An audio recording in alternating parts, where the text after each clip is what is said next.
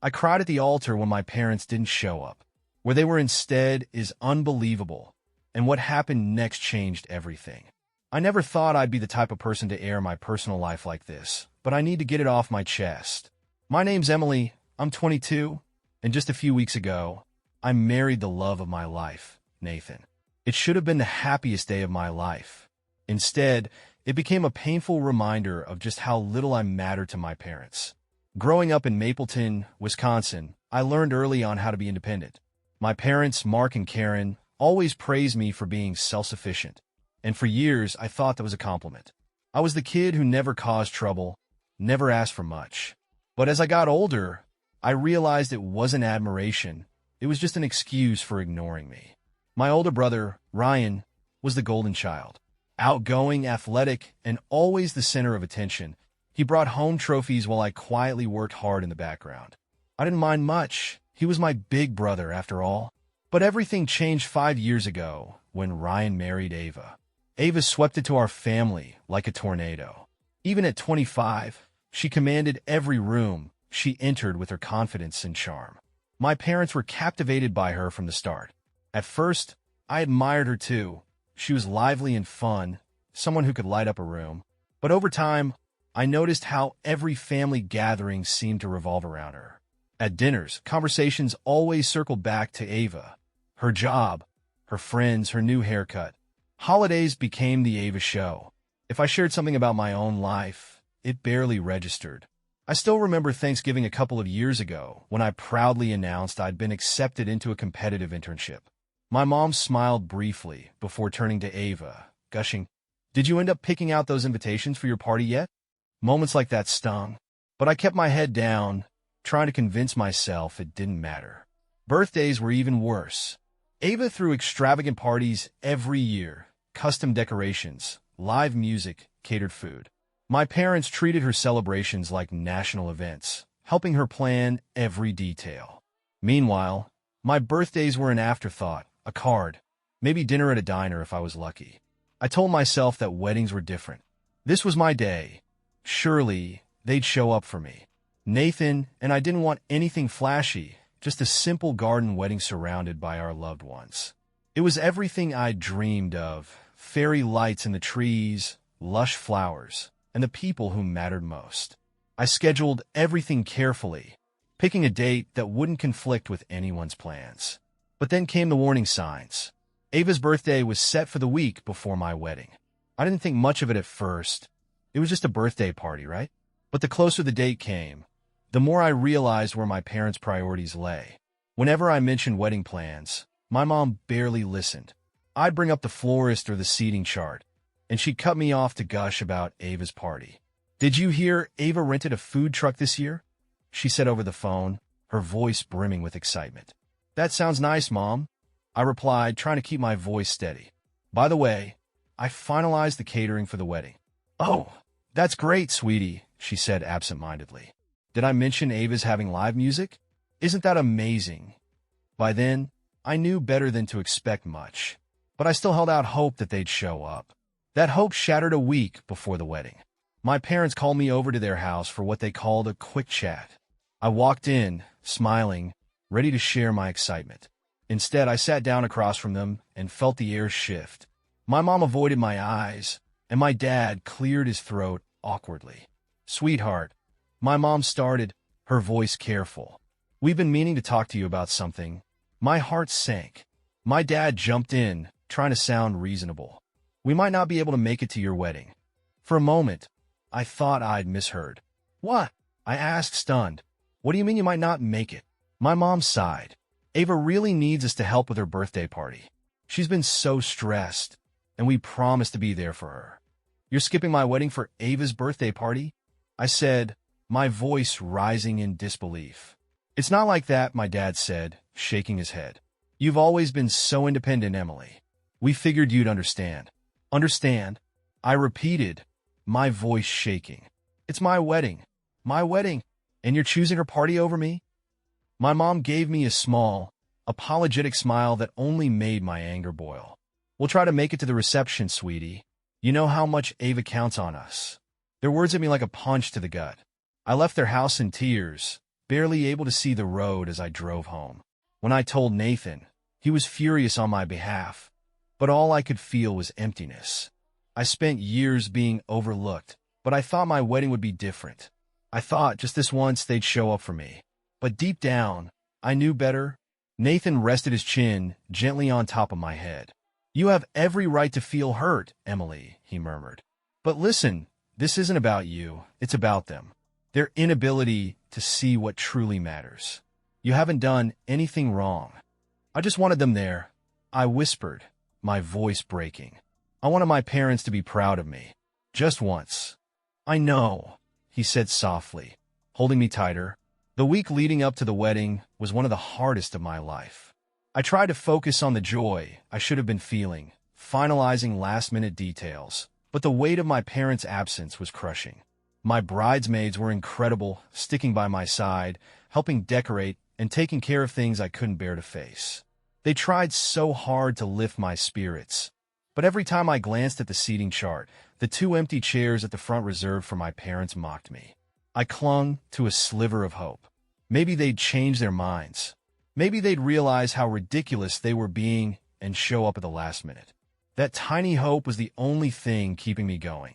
I didn't tell anyone about their decision. Not my friends, not Nathan's family. The shame of admitting my own parents chose Ava's birthday party over my wedding was too much. The day before the wedding, the final blow came. My phone buzzed while I was helping set up decorations at the venue. It was a text from my mom. "We hope the setup is going well, sweetie. Let us know if you need help with anything at the reception, in case we can swing by after Ava's party. Love you. Swing by." My wedding had been reduced to something they might swing by, like a coffee shop on the way home.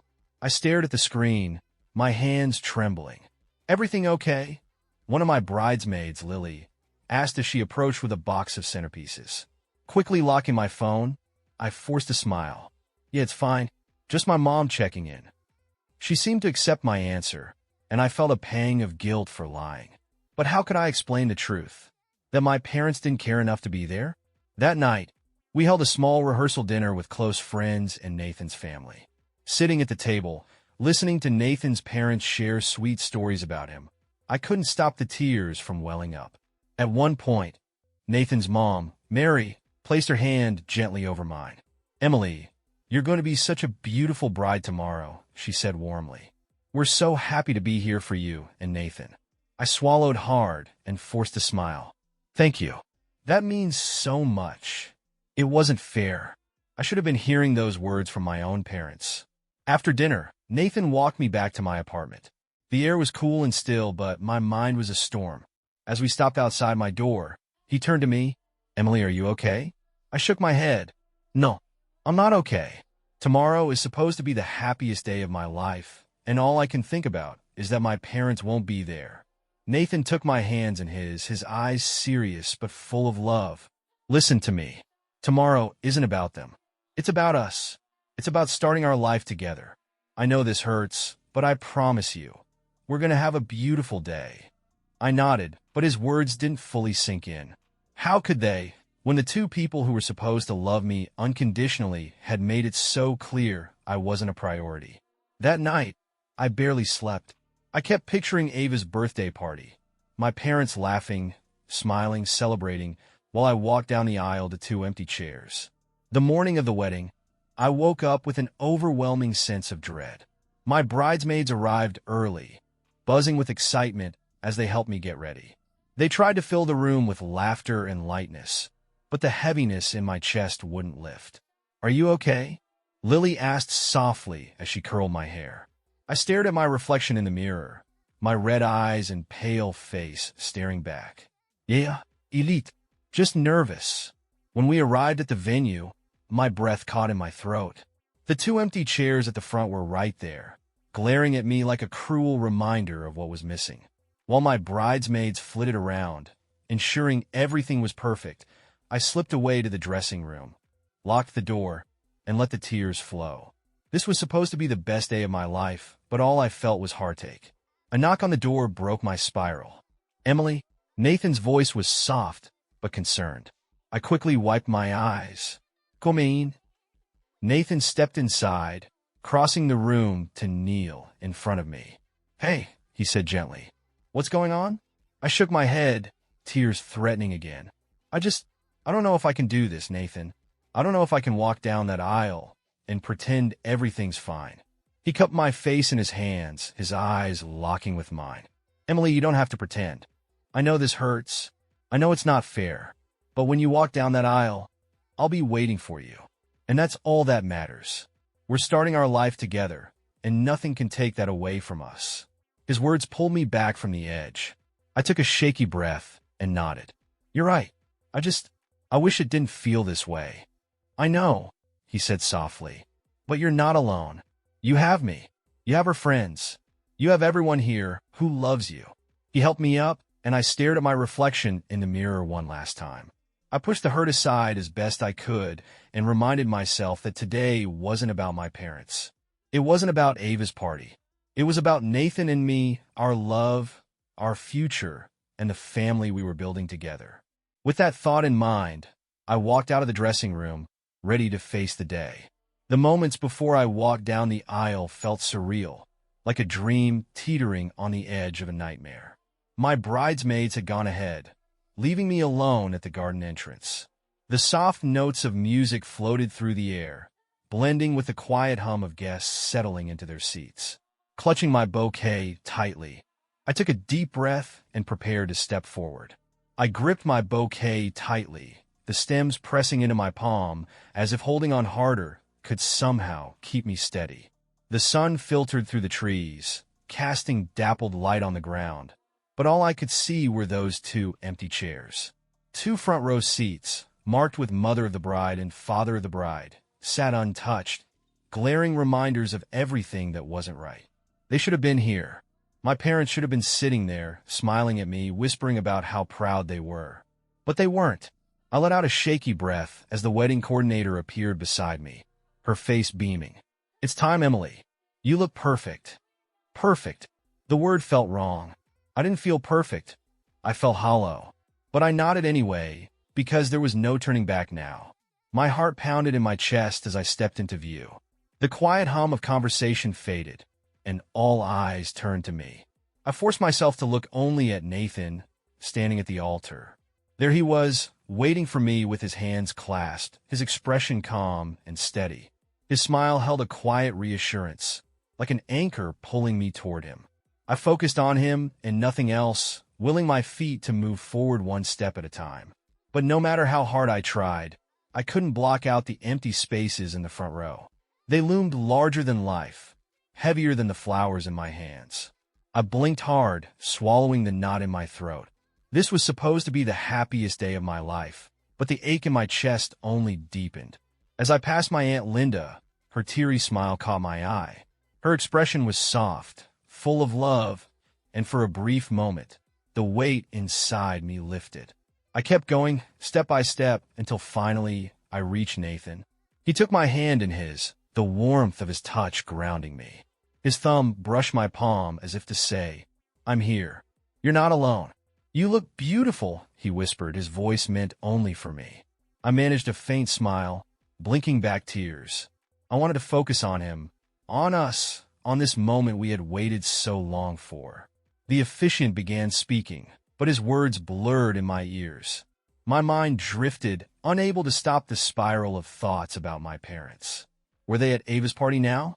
Laughing, celebrating, completely unbothered by the fact that they were supposed to be here? Did they even think about me? When it came time for the vows, Nathan spoke first. His voice was steady, full of love, and his words cut through the fog in my mind like a ray of sunlight. "Emily," he began, looking directly into my eyes, "from the moment you came into my life, you've shown me what it means to love and be loved. You're my best friend, my partner, my everything. I promise to stand by your side through every joy and every challenge. You are my forever." The tears I had been holding back threatened to spill again, but this time, they weren't from sadness. They came from the overwhelming love and certainty in Nathan's voice. When it was my turn, I took a shaky breath and locked eyes with him, willing myself to focus on nothing else. "Nathan," I began, my voice trembling. You've always seen me, even when I felt small, even when I felt invisible. You reminded me of who I am. You gave me a place to feel safe, to feel loved.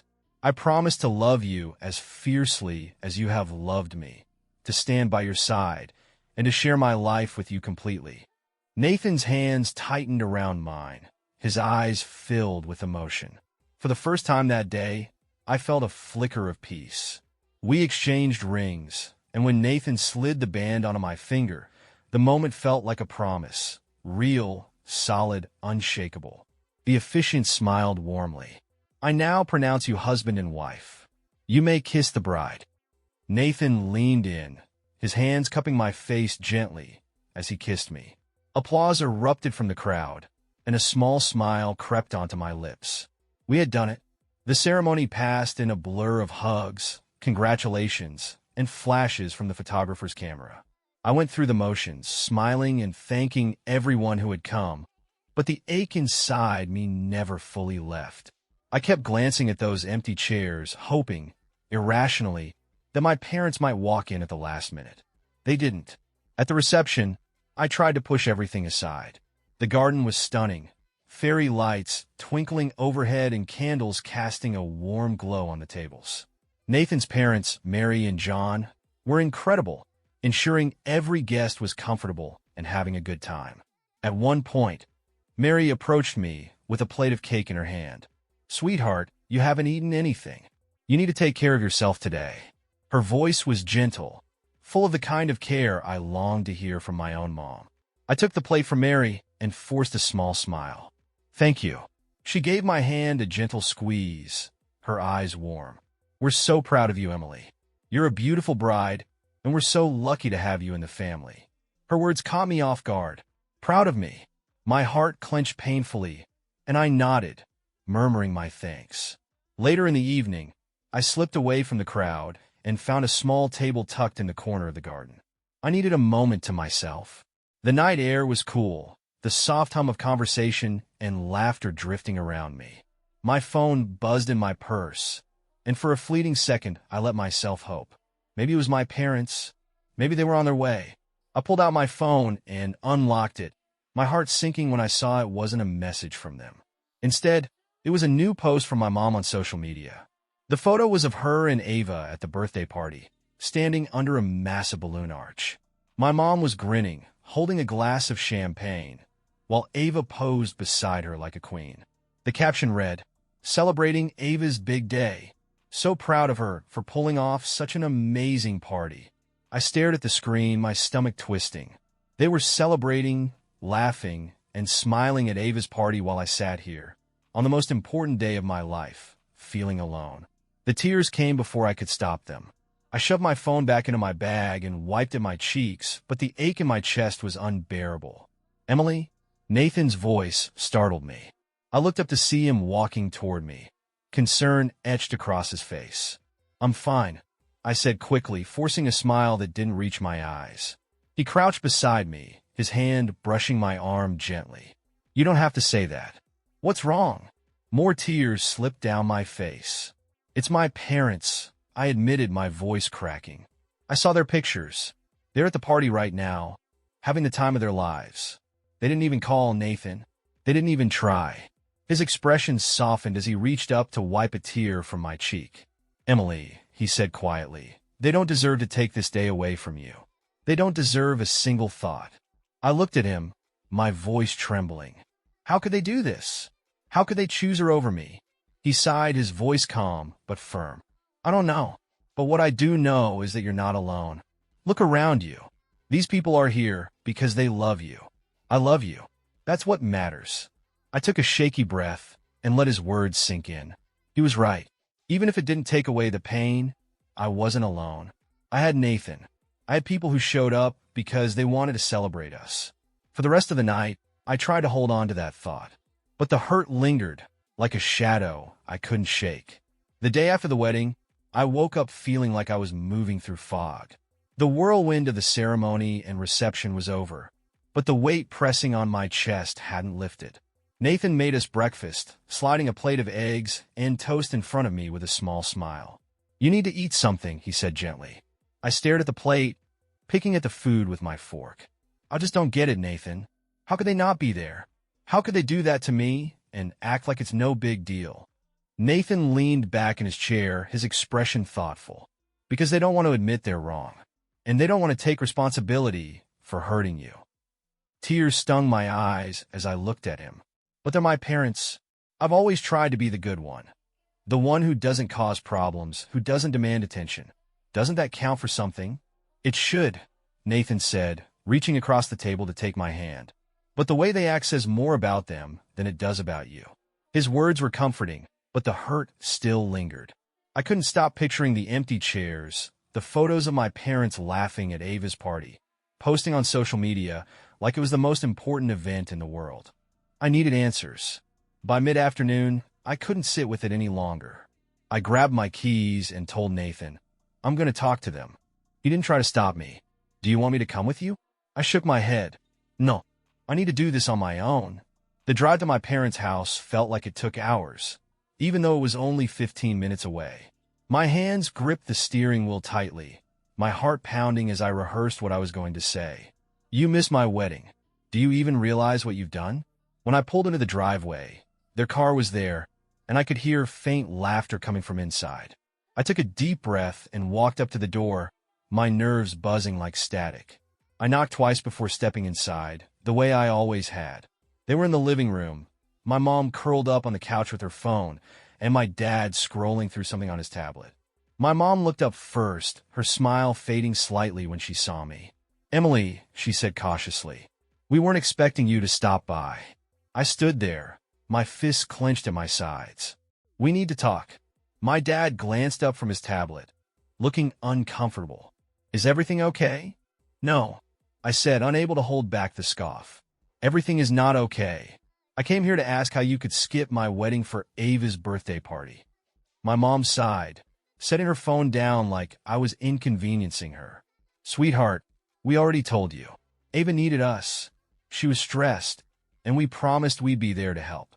Ava was stressed? My voice rose, the anger bubbling to the surface. She throws a party every year, Mom. Every single year. And you're telling me her birthday was more important than my wedding. It's not about importance, my dad said quickly, trying to sound reasonable. We thought you'd understand. You've always been so independent, Emily. You've never needed us the way Ava does.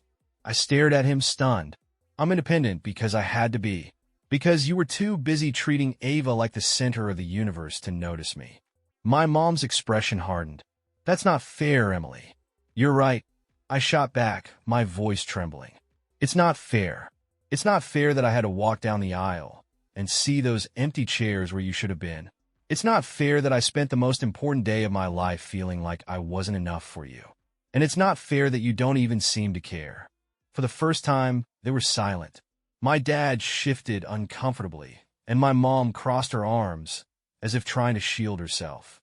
Finally, she muttered, we're sorry if you feel that way, but what's done is done. You can't keep holding on to this. Her words hit me like a slap. I had come here hoping for an apology, something to show they understood how much they had hurt me. But they didn't. They couldn't even take responsibility. I shook my head, my voice quieter now. I'm not holding on to anything, Mom. You made your choice. You chose her over me, and you didn't even think twice about it. You missed my wedding. I don't think I'll ever get over that. My dad opened his mouth like he wanted to say something, but I didn't give him the chance. I turned on my heel and walked out, slamming the door behind me. I sat in my car for a long time, gripping the steering wheel as tears rolled down my face. I had hoped, foolishly, that they'd say something, anything, to show they cared. But all they'd done was make excuses. When I finally got home, Nathan was waiting for me on the porch. He stood as I walked toward him, his face full of concern. How did it go? He asked softly. I shook my head, my voice breaking. They don't get it, Nathan. They don't care. He didn't say anything. He just wrapped me in his arms, holding me tightly as I let the tears fall. For the first time, I let myself grieve, not just their absence at the wedding, but the years of being pushed aside, of never being enough for them. When I finally pulled back, I looked at Nathan, searching for his steady reassurance. I don't know if I can forgive them, I whispered. You don't have to, he said firmly. Not now, not ever, if that's what you decide. You don't owe them anything, Emily. Hearing those words made something shift inside me. For so long, I'd held on to this idea that I needed my parents' approval, that their love was something I had to earn. But Nathan was right. I didn't owe them anything. That night, I sat down with a blank notebook and began to write. I poured everything onto the page. The years of feeling like I didn't matter, the heartbreak of their absence, the way they refused to acknowledge how deeply they'd hurt me. I didn't write it for them. I wrote it for me. By the time I set the pen down, I felt lighter. I didn't have all the answers, and I wasn't magically healed, but I had taken the first step toward letting go of the hold they had on me. For the first time, I realized I didn't need them to see me. I had people who already did. The days following my confrontation with my parents were heavy. I kept waiting for a text or a call, some kind of follow-up where they'd finally say the words I needed to hear. Maybe a real apology, maybe an acknowledgement that they'd hurt me. But my phone stayed silent. Nathan stayed close, sensing that I was struggling even when I didn't say it out loud. On the third day, I sat on the couch staring out the window at nothing in particular. Nathan sat beside me, rubbing small circles on my back. "Are you okay?" he asked gently. I shook my head. "I don't know. I feel like I'm waiting for something, even though I know it's not coming." "Emily," Nathan said quietly, "you don't need to keep waiting for them. You don't need their validation to move forward. You have me, our friends, and so many people who showed up for you." I looked at him and managed a faint smile. "I know you're right. It's just hard." He didn't push me further, just let me sit there, sorting through the mess in my mind. That afternoon, everything shifted when I got a call from my Aunt Linda. She had always been outspoken, the one person in the family unafraid to call things out for what they were. "Emily," she said the moment I answered, "I heard about your parents skipping the wedding. Is it true?" Hearing her say it out loud stung all over again, but I forced myself to respond. "Yeah, they said Ava needed them for her birthday party. They promised her they'd be there." There was a long pause. Then Linda let out an exasperated sigh. "I can't believe them. I really can't. That is absolutely shameful. Emily, I am so sorry. You deserved so much better than that." "Thank you," I said, swallowing the lump in my throat. "I don't know what to do with any of this. Honestly, it's just a lot." "Well," Linda said sharply, "I'll tell you what I'm going to do. I'm not letting them get away with this. They need to hear how wrong this was." "Wait, Aunt Linda, what are you—" Before I could finish, my phone chimed with a notification. When I pulled it up, I froze. A message had just been sent to the family group chat. "Linda, I can't believe Mark and Karen skipped Emily's wedding for Ava's birthday party. That is beyond unacceptable. This family needs to get its priorities straight." I stared at the screen as my heart raced. I had no idea she was going to say something so publicly. Messages started pouring in. "Cousin Rachel. Wait, is this true? They didn't go to the wedding? Uncle David. What's going on here? Someone explain. Grandma. I can't believe this. Emily, I'm so sorry. If I could have traveled, I would have been front and center for you." Some messages expressed shock, others anger. I felt a strange mix of embarrassment and relief. I hadn't wanted to drag the family into this mess, but seeing them rally around me brought a sense of validation I hadn't expected. Then came a private message from my mom. "Mom, Emily, I can't believe you let Linda air our private business like that. We don't deserve to be vilified over one mistake." I stared at her words, my hands trembling. One mistake. That's all they thought it was, a simple, forgettable mistake. I took a deep breath before replying. I didn't ask Aunt Linda to say anything. People are upset because they see how much it hurt me. That's on you, not me. She didn't respond, but for once, I didn't let her silence make me feel guilty. Later that evening, my brother Ryan called. When I saw his name pop up on my screen, I hesitated before answering. "Hey," I said cautiously. "Emily," Ryan began, his voice quieter than usual. I just wanted to check on you. How are you doing?" "I'm okay, I guess," I said slowly. "Why are you calling, Ryan?" He let out a long sigh. "Because I should have said something earlier. I know what Mom and Dad did was wrong. I didn't want to get in the middle of it at first, but now, I don't know. I feel awful for not standing up for you." "Ryan," I said, gripping the phone tightly. They chose Ava over me. And you let it happen. You didn't say anything. That hurt too. I know, he admitted quietly. You're right. I should have spoken up. I just didn't realize how bad things had gotten until I saw the photos. Ava's party was over the top, and I couldn't stop thinking about you and the wedding.